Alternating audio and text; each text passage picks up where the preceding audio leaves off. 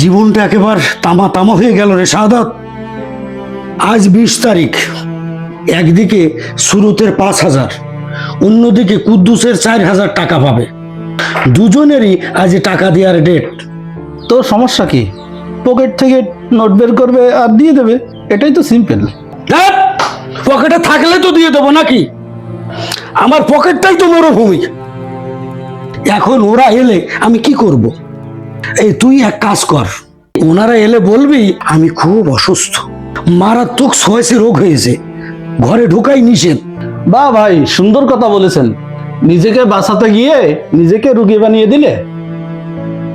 আচ্ছা ঠিক আছে, তুমি গিয়ে পাশের ঘরে লুকাও, বাকিটা আমি সামলাচ্ছি। এই সাদত, ওরা জমদূত এসে গেছে, আমি ওই খাটের নিচে গেলাম, তুই এদিকটা সামাল দে, বুঝতে পারছিস?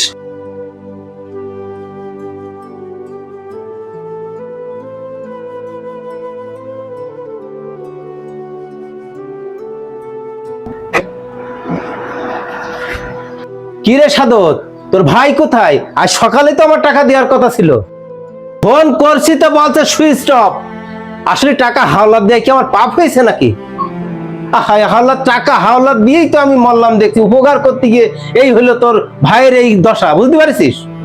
ও কি টাকা দেবে না কি বলতে পারবি? আসলে সুরত ভাই, বড় ভাই তো ঘরে নেই, উনি জরুরি কাজে ঢাকায় গিয়েছে। ফিরতে দিন 7 লাগবে।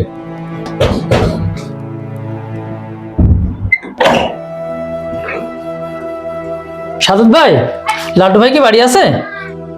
গত 3 মাসে মুদি দোকানের 9,000 টাকা বাকি, কিন্তু ওনার ফোন তো বন্ধ।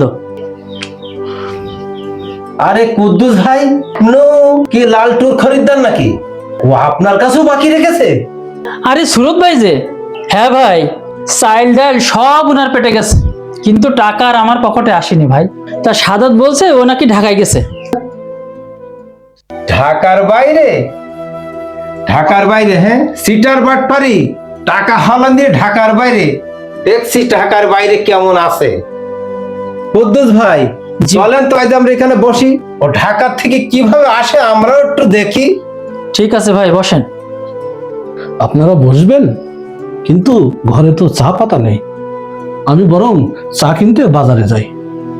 লাগবে না ভাই, আমার দোকান থেকেই তো চা পাতা বাকি নিয়ে গেছো, তুমি ওখানেই বসো। ওরে বাবা, এটা কিসের শব্দ কুদ্দুস ভাই? আপনাদের ঘরে কি বড় সাইজের ইঁদুর আছে নাকি?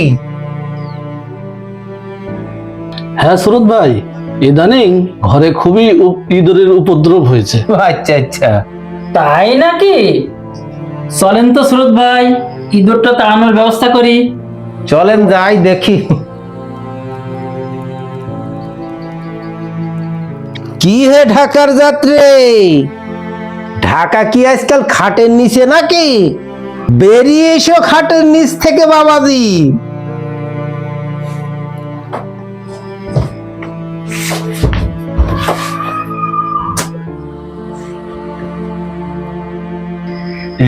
আসলে সুরত ভাই আর কুদ্দুস ভাই, মানে আমি আসলে মানে আর কি ওই আসলে আমি কি লাটু ভাই, পাওনাদার দেখলেই ইঁদুরের মতো গর্তে ঢুকে যাবেন?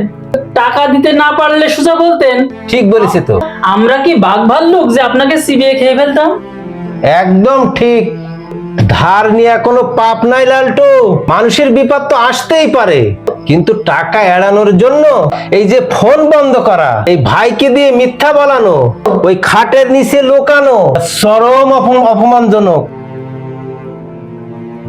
আমি ওনাকে প্রতিদিন এটাই বুঝাই ভাইয়া, মিথ্যে বলে কখনো পার পাওয়া যায় না। আজ আপনাদের কাছে ভাইয়ার সম্মানটা কোথায় গিয়ে থাকলো বুঝলেন তো?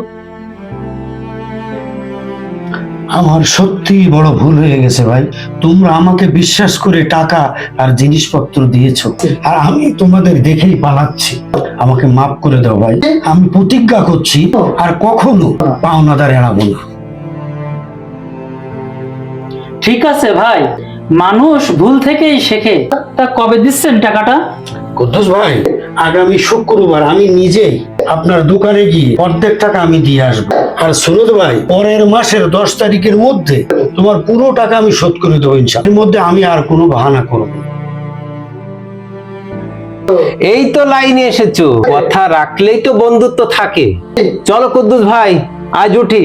তবে হ্যাঁ লালটু, পুকুরবার টাকা না পেলে কিন্তু এবার ওই খাটের নিচে আমু দিয়ে বসবো।